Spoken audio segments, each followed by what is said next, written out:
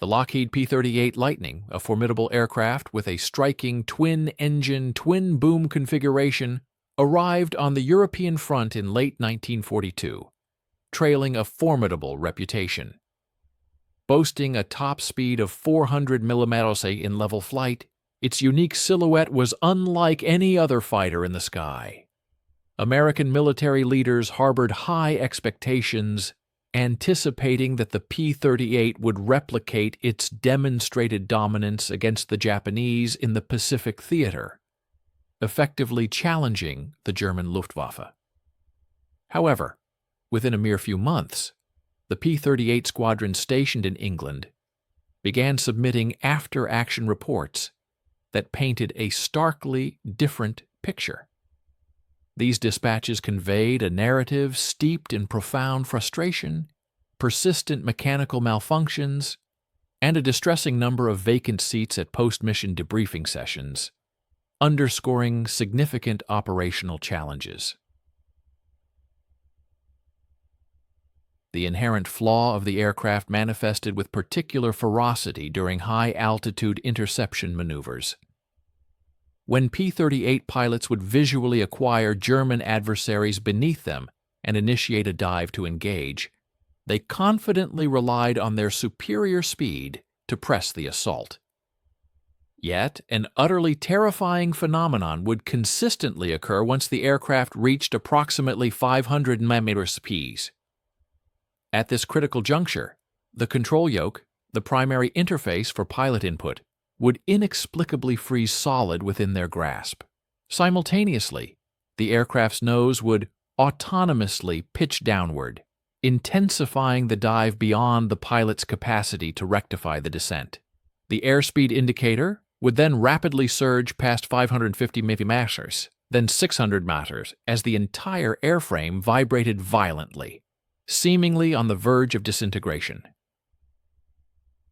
While a fortunate few pilots, through sheer physical exertion and a measure of luck, managed to extricate themselves from these perilous dives, many others tragically did not survive. Between October 1943 and January 1944, the 55th Fighter Group alone recorded the loss of 11 P-38s due to incidents chillingly categorized in official reports as compressibility accidents. These were instances where aircraft plunged into the frigid waters of the English Channel or impacted the French countryside, their engines fully operational and entirely untouched by enemy fire, highlighting a profound and deadly design limitation. Stay with us and watch the end of the video. We will be grateful for your like and subscription. What do you think about the video topic? Where are you from?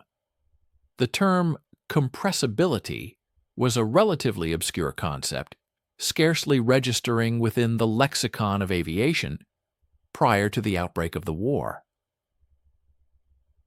While engineers at Lockheed possessed a theoretical understanding of this aerodynamic phenomenon, such knowledge was confined to the controlled environments of wind tunnels and the abstract pages of technical documentation, far removed from the brutal realities of combat at 25,000 feet over occupied France.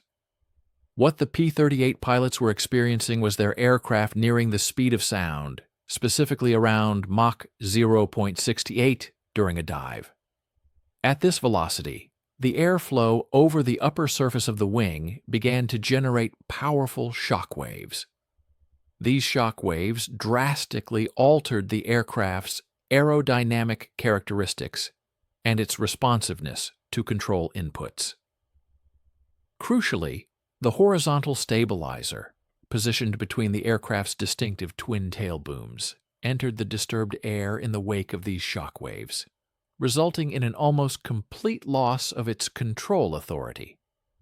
In practical terms, this meant the elevator, essential for pitch control, ceased to function effectively. The aircraft was thus transformed into a 16,000-pound glider, inexorably locked into a terminal dive, leaving the pilot powerless to do anything but helplessly observe the altimeter spin downwards and offer desperate prayers. The German Luftwaffe swiftly took notice of this critical vulnerability.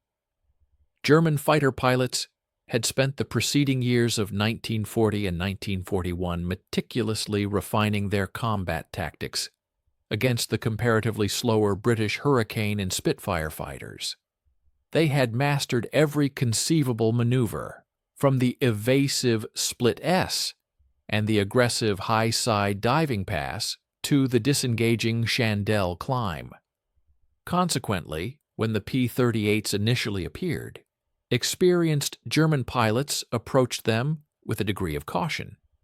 However, by mid-1943, following numerous observational encounters, Luftwaffe tactical bulletins began to explicitly highlight a specific weakness in the Lightning's performance. These intelligence reports indicated that if a P-38 could be lured into a diving pursuit, particularly from altitudes exceeding 20,000 feet, there was a significant probability that the American pilot would lose control of their aircraft somewhere around 18,000 feet. Armed with this critical insight, German pilots began to deliberately execute shallow dives when being pursued by P-38s, fully aware that the American fighters would follow and anticipating the catastrophic consequences that would inevitably ensue. This was not merely a tactical advantage. It was a potent form of psychological warfare, preying on the inherent design flaw of the enemy aircraft. P-38 pilots consequently began to exhibit hesitation at the most inopportune moment, that critical fraction of a second when aggressive action is paramount in the unpredictable arena of aerial combat. By the spring of 1943, the morale within P-38 units was rapidly deteriorating. These pilots were not characterized by cowardice. They were courageous volunteers who had journeyed across an ocean to engage in battle. However, they found themselves flying an aircraft that paradoxically inflicted fatalities upon them for embracing aggression, effectively punishing the very instinctual drive that defined and made them effective fighter pilots. It became unequivocally clear that a fundamental change was imperative, and it needed to be implemented with extreme urgency, given the escalating intensity of the air war over Europe and the 8th Air Force's pressing need to exploit every conceivable advantage. The Luftwaffe's tactical adaptation to the P-38's vulnerability was far from a mere opportunistic response. It was a meticulously systematic development. By June 1943, German fighter units tasked with defending the Reich had formalized specific engagement protocols tailored for the Lightning, disseminating these directives through official training documents. Jagdgeschwader 26, recognized as one of the most seasoned fighter wings operating from bases in northern France, had meticulously compiled comprehensive notes detailing the characteristics of American fighter aircraft. Their assessment of the P-38 was brutally precise. While formidable in level flight and during climbing turns, it was critically vulnerable in sustained dives exceeding 450 mph, and its behavior became predictably exploitable when forced to choose between aggressive engagement and self-preservation.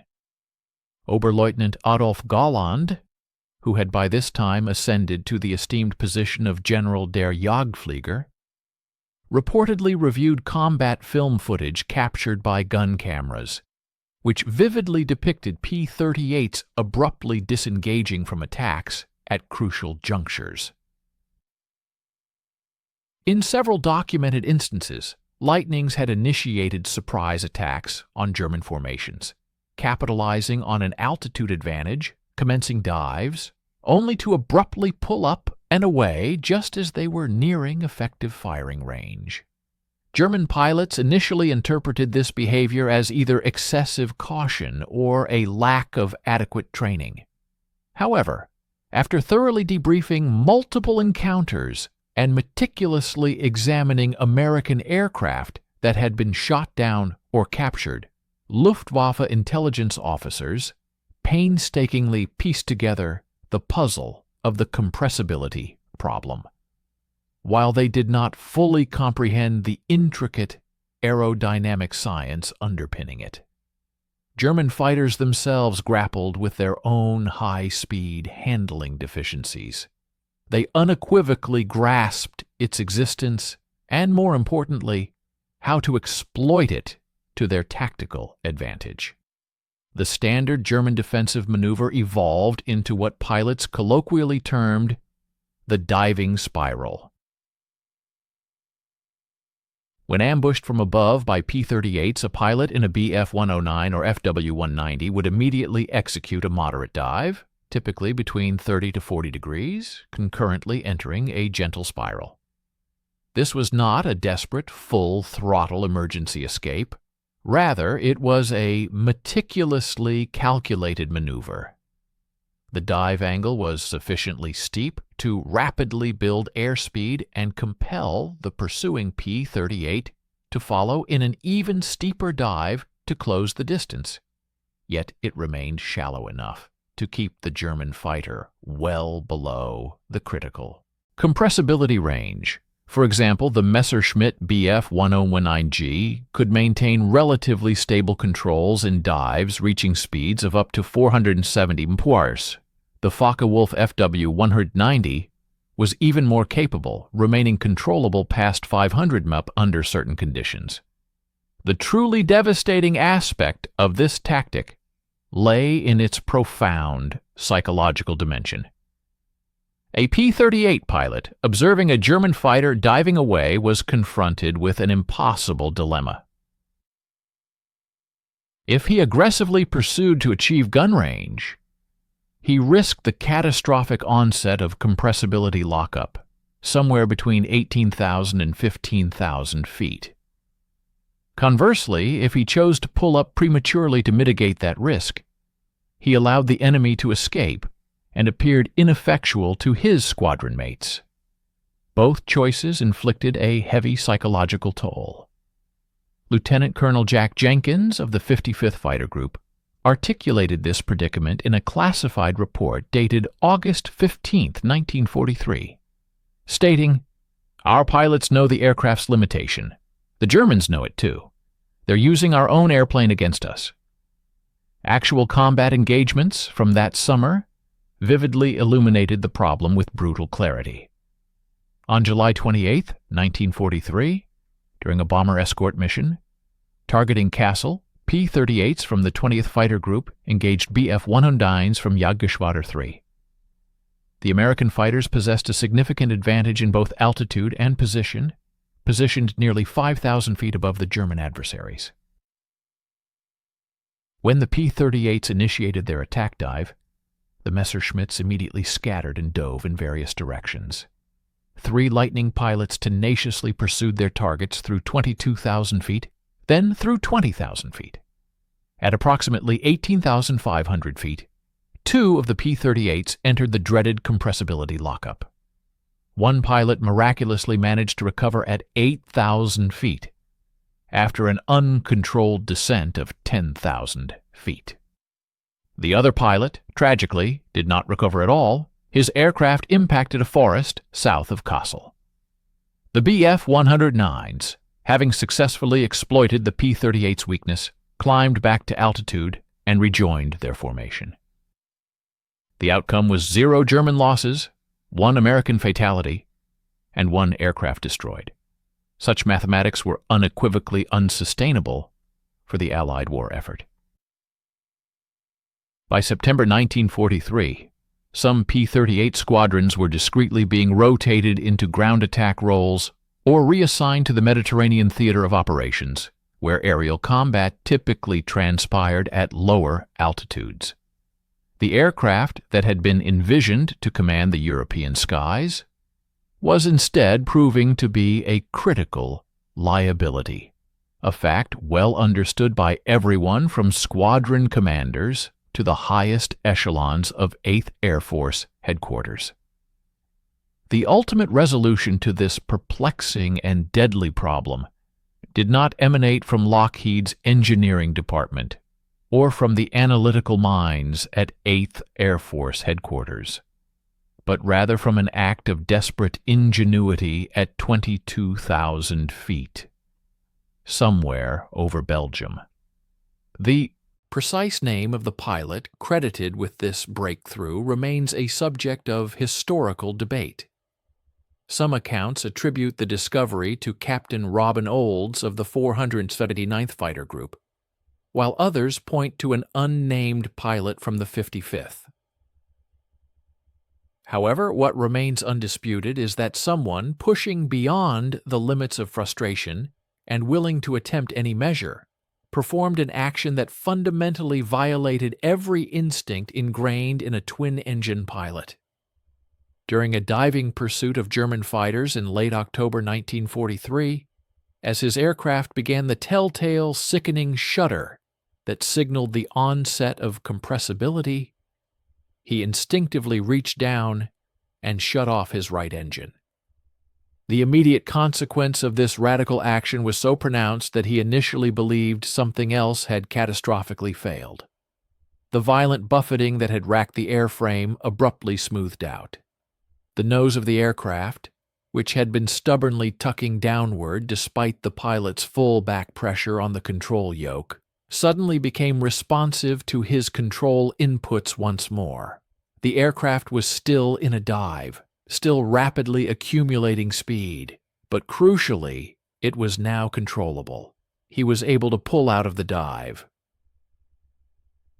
More significantly, he could maintain the dive for a longer duration, pressing his attack closer to the enemy, and then execute a recovery with ample altitude to spare. When he landed and recounted his extraordinary experience, the other pilots in his squadron initially thought he had completely lost his sanity. You don't shut down an engine in combat. You don't deliberately render your aircraft asymmetric while plummeting at 500 nautical towards the ground with German fighters nearby, they likely exclaimed. This unconventional solution directly contradicted every principle they had been taught regarding engine-out emergencies and the inherent dangers of asymmetric thrust. Yet the crucible of desperation often compels individuals to test even the most audacious and seemingly irrational ideas. The story begins with a daring individual willing to challenge conventional wisdom and engage in unconventional experimentation. Within a mere 7 days, 3 additional aviators from the same squadron replicated this extraordinary maneuver during active combat sorties. All 3 of these intrepid pilots reported an identical, astonishing outcome: a profoundly enhanced command over their aircraft, movements during high-velocity descents. This newfound control enabled them to maintain pursuit of German adversaries down to an altitude of 15,000 feet, a feat previously unimaginable, as control was typically forfeited around 18,000 feet. The dreaded nose-tucking tendency, which rendered compressibility so lethal, was significantly diminished. First Lieutenant James Morris, one of these pioneering pilots, meticulously chronicled his experience in a mission report dated November 3, 1943. Detailed how, having intentionally shut down his right engine, his airspeed indicator registered 430 meters during a dive. Remarkably, his aircraft remained fully controllable even as it accelerated to 520 meters, allowing him to close the distance on an FW-190. He then unleashed a 3-second burst of gunfire, observing strikes on the enemy aircraft, see fuselage. The German fighter, trailing smoke, vanished into the clouds, preventing a confirmed destruction. Lieutenant Morris successfully restarted his right engine at 12,000 feet, without any complications. Word of this groundbreaking technique disseminated rapidly throughout the P-38 community, albeit through unofficial channels. Squadron pilots exchanged insights and anecdotes at the officer, Gu's club, during periods of respite between missions and within the confidential confines of their briefing rooms. They meticulously shared crucial details: which engine to disengage, the optimal altitude for the procedure, the precise method for restarting, and the specific indicators to monitor. Some pilots reported that disengaging the left engine yielded equally favorable results, while others discovered minor variations in the execution. What remained an enigma to all was the underlying scientific explanation for its efficacy. These individuals were combat pilots, not aeronautical engineers. Their immediate necessity was a method for survival and mission accomplishment, not a profound understanding of aerodynamic physics. After 2 or 3 paragraphs, ask us to stay with us and watch the end of the video. We will be grateful for your like and subscription. Write a comment about where you are from and what you think about the video topic.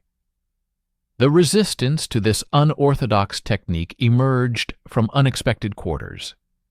Maintenance crews were utterly aghast. The Allison V-1710 engines, the power plants of the P-38, were notoriously intricate and temperamental machines, particularly when exposed to the frigid temperatures prevalent during high-altitude operations over Europe. The deliberate act of shutting down an engine and subsequently attempting to restart it amidst the chaos of combat conditions seemed to invite catastrophic failure. The legitimate concerns included engine fires, mechanical seizures, and unsuccessful restarts, all of which posed grave dangers. Squadron commanders found themselves in a precarious predicament. Their pilots were employing an unauthorized method that appeared to be effective, but was undeniably fraught with peril. No official testing had been conducted, nor had any technical directive from Lockheed or the Army Air Forces sanctioned its use. Yet its effectiveness was undeniable. Pilots who adopted the technique were surviving dives that had previously proven fatal, and they were successfully engaging German fighters who believed themselves to be impervious. By the close of November 1943, this technique had proliferated to at least 4 P-38 squadrons stationed in England. The proverbial genie had escaped its bottle. The pressing question now was whether official channels would embrace it, subject it to rigorous study, or attempt to suppress it as excessively hazardous. The aerodynamic rationale explaining why the shutdown of a single engine mitigated the effects of compressibility was not immediately apparent, even to the astute engineers at Lockheed's Burbank facility, when reports of the technique finally reached them in December 1943. The initial hypothesis posited that a reduction in overall engine power somehow diminished the dive speed. However, pilots were consistently reporting that they either maintained or even augmented their dive velocity with one engine disengaged. The true elucidation resided in the intricate interplay among propeller rotation, the disruption of airflow, and the P-38's distinctive center-mounted design. Under normal operational parameters, both propellers revolved at high RPM during a dive, even when throttle settings were reduced. Each propeller functioned akin to a colossal disk vigorously churning through the air, thereby generating a spiraling slipstream in its wake. These slipstreams propagated rearward along the aircraft's twin booms, directly influencing the airflow reaching the horizontal stabilizer and elevator surfaces which were strategically positioned between the tail booms. As the aircraft approached compressibility speeds, approximately Mach 0.68, shock waves began to materialize on the upper surface and inboard sections of the wing. This phenomenon created separated, turbulent air, which, when combined with the propeller slipstreams, resulted in an aerodynamic maelstrom at the tail. Consequently, the elevator was immersed in disturbed air, moving simultaneously in multiple directions, effectively nullifying its control authority. The act of shutting down one engine fundamentally altered this entire airflow pattern.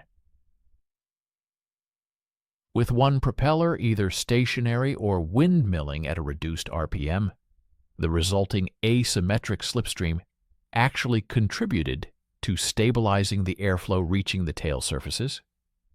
The operational engine, as slipstream, generated a rotating flow on one side, while the inert engine, stationary or slowly rotating propeller, produced relatively undisturbed air on the opposing side. This inherent asymmetry counteracted some of the turbulence instigated by the shock waves on the wing. More significantly, it curtailed the overall volume of spiraling, high-energy air, impacting the horizontal stabilizer precisely at the critical juncture when that stabilizer demanded clean airflow to retain its effectiveness. A secondary, albeit unarticulated in technical terms by the pilots, effect was also observed. The P-38's twin engines were positioned considerably distant from the fuselage center line, housed within the booms approximately 8 feet apart. With both engines generating thrust, even at diminished power settings during a dive, that thrust was symmetrically distributed.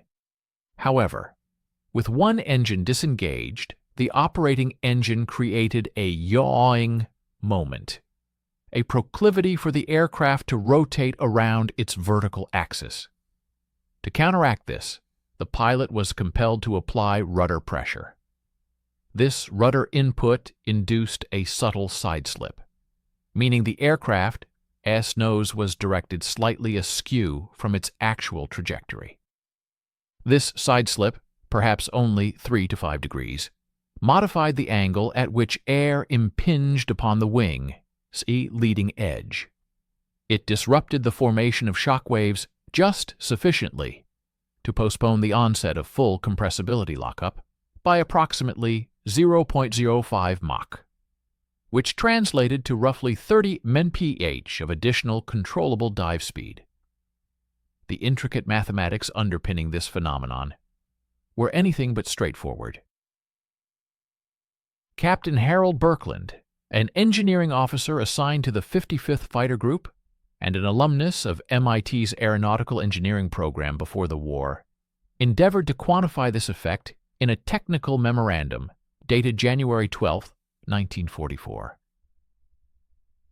His meticulous calculations indicated that the single-engine dive configuration diminished the adverse pressure gradient on the horizontal stabilizer by approximately 18 to 22% at speeds ranging between Mach 0.65 and 0.70. This reduction proved sufficient to partially reinstate elevator authority at speeds where the aircraft would otherwise have been rendered completely uncontrollable.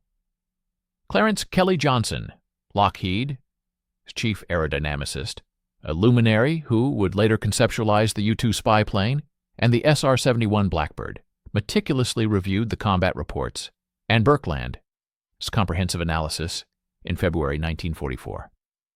Johnson, initially, harbored skepticism.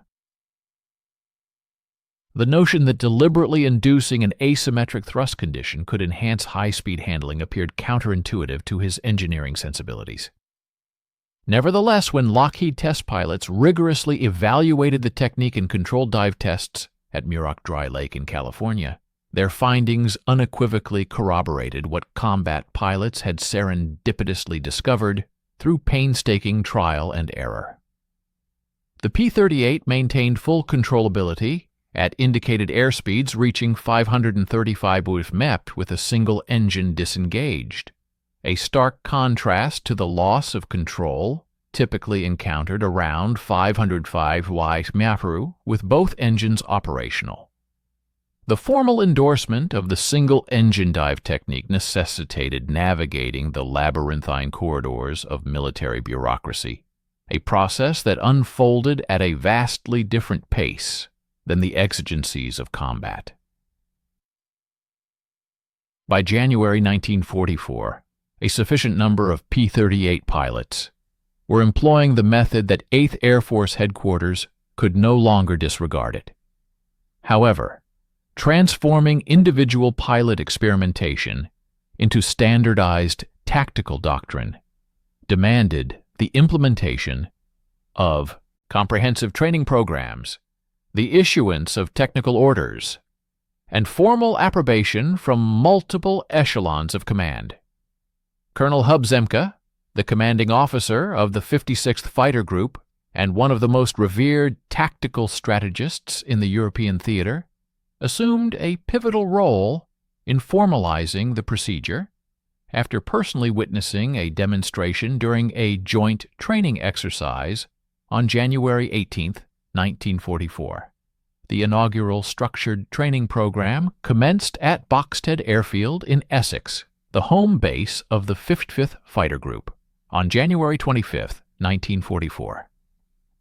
Pilots who had successfully deployed the technique in combat transitioned into instructors for those who had not yet adopted it. The training progression was meticulously structured, acknowledging the inherent and significant risks involved. Pilots initiated their training by disengaging an engine during level flight at 20,000 feet, thereby acclimating themselves to the asymmetric handling characteristics, the requisite rudder pressure, and the precise restart procedure. The Allison engines could exhibit a capricious nature when attempting restarts at high altitudes, particularly amidst the sub-zero temperatures commonly encountered over northern Europe. The procedure mandated setting the mixture to auto-rich, priming the engine with 4 to 6 strokes, engaging the starter, and smoothly advancing the throttle once ignition was achieved. In the intense crucible of combat with enemy fighters in close proximity and precious altitude rapidly diminishing, every single one of these steps had to be executed with automatic precision. Once pilots had unequivocally demonstrated their proficiency with engine shutdowns and restarts during level flight, the training curriculum advanced to shallow dives, initially restricted to angles no steeper than 20 degrees. Instructors meticulously emphasized the critical element of timing. Disengaging the engine prematurely resulted in a squandering of altitude and a forfeiture of energy advantage. Conversely, delaying the shutdown until the onset of compressibility had already begun meant grappling with recalcitrant controls while simultaneously endeavoring to manage the engine shutdown switches. The optimal juncture, the sweet spot, was identified as approximately 460 to 480 Hmh indicated airspeed. Just prior to the commencement of buffeting, pilots were trained to discern that precise moment not solely by reference to the airspeed indicator, but by an intuitive feel, the subtle alteration in control pressure that unmistakably signaled their approach to the precipice of control loss. We are now reaching the critical juncture. The decision regarding which engine to disengage sparked considerable discussion and divergent opinions among the flight crews. Some aviators staunchly advocated for deactivating the right engine, citing that this allowed them to maintain their left hand on the throttle control, while their right hand deftly managed the control yoke. Conversely, others favored powering down the left engine, asserting that the resultant yaw was more readily counteracted by employing the rudder. Following several weeks dedicated to the meticulous collation of training data, a consensus gradually emerged. The choice of engine was not, in fact, a matter of significant consequence. The aerodynamic advantages conferred by either approach were determined to be virtually identical. The paramount factor, it was concluded, was consistency. Each pilot was strongly advised to select a specific engine and consistently adhere to that choice, ensuring that the procedure became an ingrained, almost unconscious motor skill. By March of 1944, the specialized training regimen had been significantly expanded to encompass all P-38 operational units stationed across England. Technical Order 0175F1, formally disseminated on March 8, 1944, officially sanctioned the single-engine dive maneuver. However, the language employed in the order was meticulously crafted to emphasize its status as a discretionary tactical option, rather than an obligatory requirement. The directive precisely stipulated minimum altitude requirements for the engine restart procedure, no less than 8,000 feet when operating over friendly territory, and a higher threshold of 10,000 feet over hostile enemy airspace. These altitude buffers were deemed essential to account for potential mechanical malfunctions and to provide ample time for their resolution. Furthermore, the order incorporated explicit warnings concerning the inherent limitations of this innovative technique. It did not entirely negate the phenomenon of compressibility. Rather, it served to postpone and mitigate its adverse effects. Pilots were cautioned that they could still experience a catastrophic loss of control if they pushed the aircraft beyond approximately 150 miles per hour. We ask you to stay with us and watch the end of the video. We will be grateful for your like and subscription. Please write a comment about where you are from and what you think about the video topic. The aircraft, even with one engine deactivated, continued to exhibit inherent asymmetry, necessitating a constant application of rudder pressure and displaying handling characteristics distinctly different from those experienced during normal twin-engine flight. Consequently, squadron operations officers meticulously devised new tactical formations, specifically tailored to accommodate this advanced technique. When executing an attack on German fighter aircraft from a superior altitude, the standard four-ship flight formation would strategically divide into two pairs. The leading element would initiate the aggressive attack utilizing the single-engine dive, while the trailing second element would maintain both engines operational and remain at a higher altitude, prepared to provide crucial cover for the lead element during their recovery phase and subsequent engine restart. This strategic arrangement effectively preserved combat flexibility while simultaneously maximizing the aggressive offensive potential of the single-engine dive against enemy targets. The inaugural documented aerial triumph, directly attributed to the innovative single-engine dive technique, transpired on March 15, 1944, during a critical bomber escort mission bound for Augsburg. Second Lieutenant Robert Anderson, a distinguished aviator from the 55th Fighter Group's 38th Fighter Squadron, keenly observed a formation of 6 Bf-109Gs positioned approximately 4,000 feet below his flight, which was cruising at an altitude of 24,000 feet. The German fighter aircraft were strategically maneuvering to launch a head-on assault against a formation of B-17 bombers. Anderson's flight of 4 P-38s possessed both a significant altitude advantage and a favorable sun position. Under previous operational circumstances, this scenario would have presented a textbook opportunity for a bounce attack an engagement that frequently culminated in frustration when the P-38s encountered the debilitating effects of compressibility during their dive. However, this particular encounter unfolded quite differently. Anderson initiated his dive from an altitude of 23,500 feet, rapidly accelerating his aircraft. Upon reaching an indicated airspeed of 400 mph, he deliberately shut down his left engine, while his wingman strategically remained at a higher altitude to provide essential cover. The Messerschmitts, having detected the diving P-38s, reacted with their customary defensive split maneuver, 3 aircraft veering sharply to the left, and the remaining 3 braking equally sharply to the right, all entering moderate dives in an attempt to force the American aircraft into their well-known compressibility difficulties. Anderson meticulously tracked the rightmost element of the German formation, pushing his dive angle to an aggressive nearly 50 degrees.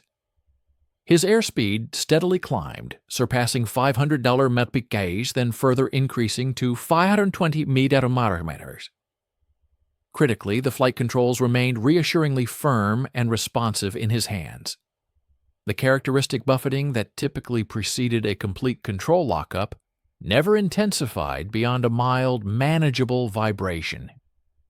At an altitude of 18,000 feet, he had closed the distance to within 400 yards of the trailing Bf-109, continuing his pursuit and maintaining complete control.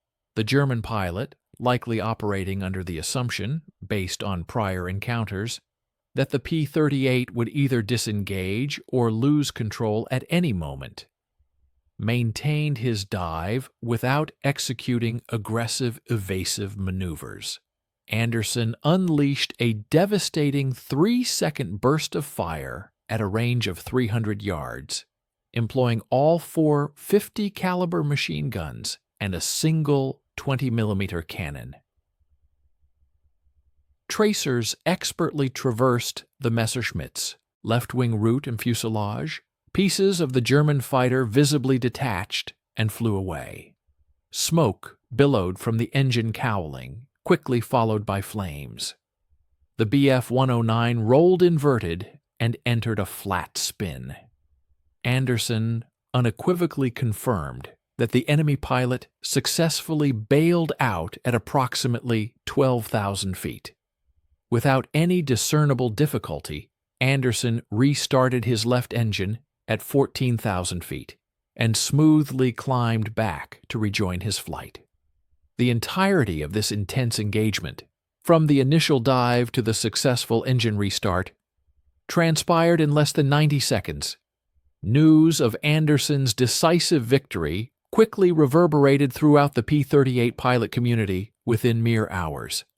This engagement provided irrefutable evidence that the technique was effective not merely for survival, but also for achieving lethal offensive results. Within a fortnight, an additional 6 confirmed victories, achieved through the application of single-engine dives, were officially recorded across 3 distinct squadrons.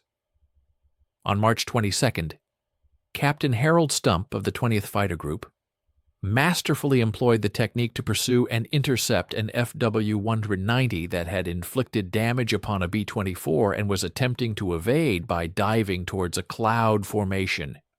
Stump strategically shut down his right engine at 25,000 feet and relentlessly followed the Focke-Wulf through 20,000 feet, then 15,000 feet. His P-38 maintained remarkable stability throughout the pursuit, steadily closing the range. He opened fire at 10,000 feet from a distance of 250 yards. The FW-190 exploded, most likely due to hits to its fuel tank located behind the cockpit.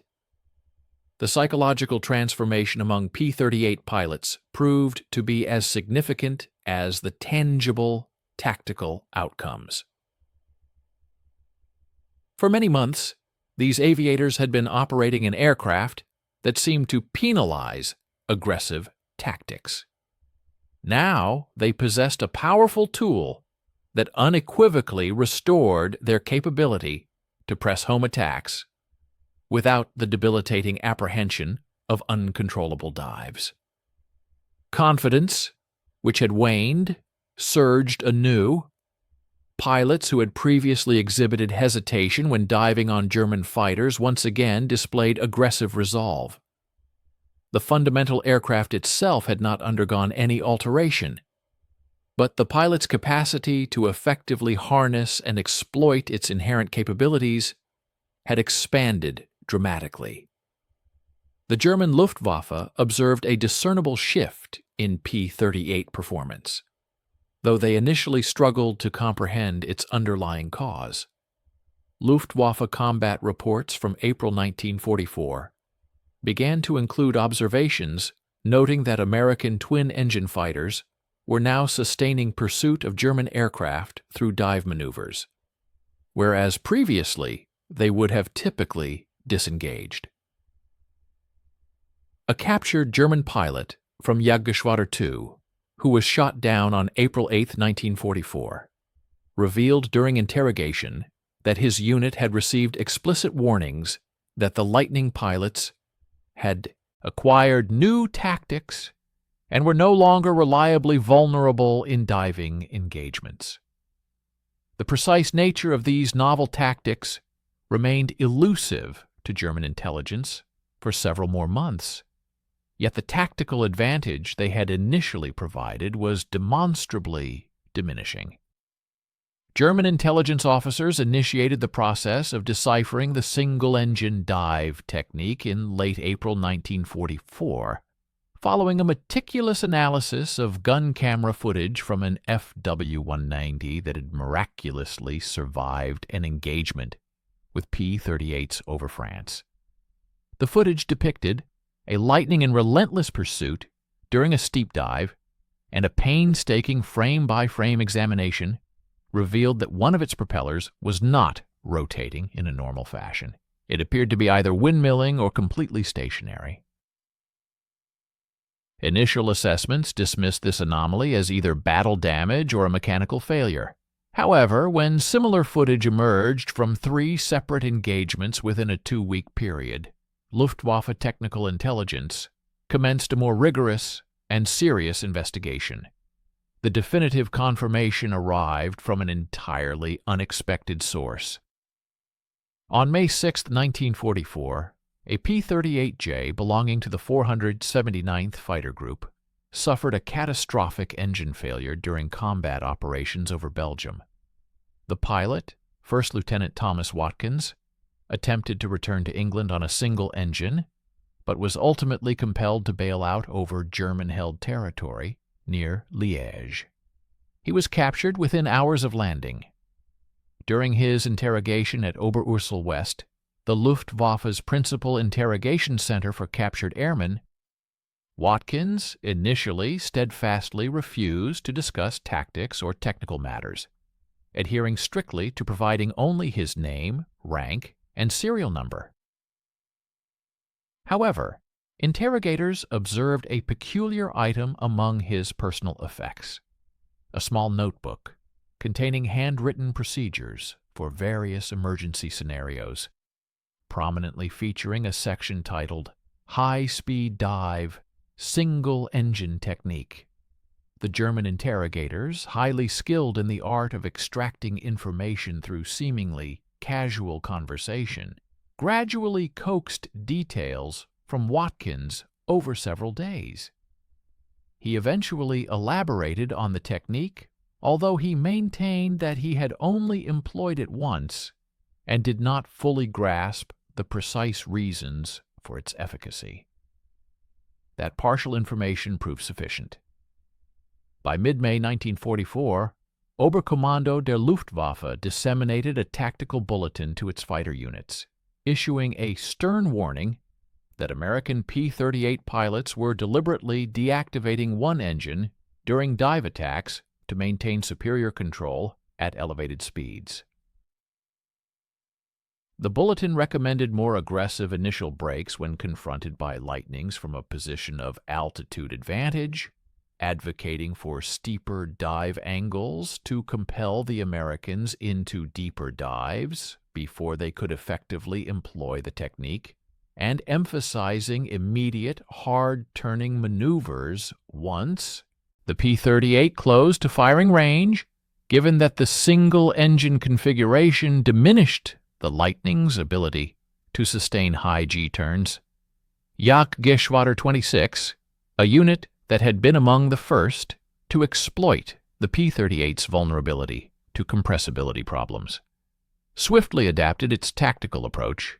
Within weeks, Major Joseph Pips Priller, the unit's distinguished commander and a seasoned veteran with over 100 aerial victories, issued new engagement guidelines on May 28, 1944. When encountering P-38s with an altitude advantage, his pilots were explicitly instructed to execute immediate split-S maneuvers, followed by low-altitude, high-speed runs rather than the moderate diving spirals they had previously employed. The underlying logic was sound: to force the Lightning pilot to commit to a vertical dive early, thereby rapidly consuming his altitude and consequently reducing the duration he could spend in controlled pursuit before being compelled to disengage to restart his engine and regain altitude, and then effectively regain altitude. This ingenious improvisation allowed pilots to manage their aircraft even under duress. The German tactical adjustments, though clever, yielded mixed results. While they managed to somewhat diminish the P-38's inherent advantages, they did not entirely eradicate them. A significant aerial engagement unfolded over the skies of Normandy on June 12, 1944, merely 6 days after the momentous D-Day landings. This extensive skirmish involved elements from 3 distinct P-38 groups clashing with a multitude of German fighter units. American reports from the engagement claimed 14 confirmed aerial victories, with the unfortunate loss of 3 P-38s. Conversely, German historical records corroborate the loss of 11 fighters during this specific confrontation. It is noteworthy that several of these American victories were achieved by P-38s employing the novel single-engine dive maneuver. Yet an equal number of German pilots skillfully eluded Lightning attacks by utilizing their newly adopted hard brake tactics. This particular engagement vividly demonstrated that while the single-engine technique had indeed altered the tactical landscape, it had not rendered German fighter pilots entirely defenseless or incapable of effective resistance. However, the profound impact of this innovative technique was primarily psychological. For the first time since their deployment to the European theater, P-38 pilots experienced a newfound confidence, feeling they could engage German fighters on relatively equal footing in the perilous diving vertical combat. The immense psychological burden of operating an aircraft known to possess a potentially fatal flaw was finally lifted. Concurrently, German pilots found themselves stripped of one of their most reliable tactical advantages. By mid-1944, the Luftwaffe was grappling with a confluence of escalating issues: severe fuel shortages, critical depletion of experienced pilots, the irreversible loss of air superiority, and now the alarming erosion of specific tactical methodologies they had long depended upon when confronting particular Allied aircraft types. Stay with us and watch the end of the video. We will be grateful for your like and subscription. The single-engine dive technique continued to be employed until the cessation of hostilities in the European War in May 1945. Nevertheless, its frequency gradually diminished as the P-38's operational role evolved and more advanced aircraft types were introduced into service. The P-51 Mustang, which commenced its large-scale deployment in early 1944, did not suffer from the same degree of compressibility issues and progressively supplanted the Lightning in numerous escort fighter assignments. By late 1944, the majority of P-38 units stationed in Europe had transitioned to ground attack missions, where the single-engine dive technique found only limited practical application. Yet, the enduring legacy of this unorthodox solution extended far beyond the immediate tactical quandary it initially resolved. Engineers at Lockheed, the National Advisory Committee for Aeronautics, NACA, which later evolved into NASA, and various other prominent aircraft manufacturers meticulously scrutinized the P-38's compressibility challenge and the ingenious single-engine workaround in extensive post-war analyses. This perplexing phenomenon brought to light critical deficiencies in the understanding of transonic aerodynamics that notoriously poorly comprehended regime situated between subsonic and supersonic flight, where the initial formation of shock waves occurs. Wind tunnel testing, conducted in 1943 and early 1944, had regrettably failed to predict the severe magnitude of the P-38's problems because the available wind tunnels of that era were incapable of accurately simulating true transonic conditions. Consequently, the aircraft itself had inadvertently become a full-scale experimental platform for aerodynamic phenomena that contemporary laboratory equipment was not yet able to replicate. Kelly Johnson's insightful post-war assessment, meticulously documented in a technical paper published in 1947, candidly acknowledged that the P-38's tail configuration was inherently flawed for high-speed flight operations. The specific placement of the horizontal stabilizer directly within the disturbed airflow behind the main wing and situated between the twin booms created an untenable situation once shock waves began to form.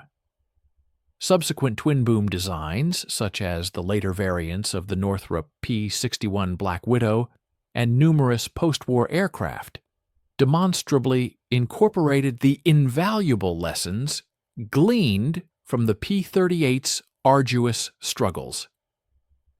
Tail configurations where the horizontal stabilizer is positioned atop a vertical fin, well above the wing's turbulent wake, subsequently became the established standard for aircraft specifically designed to operate at high subsonic speeds.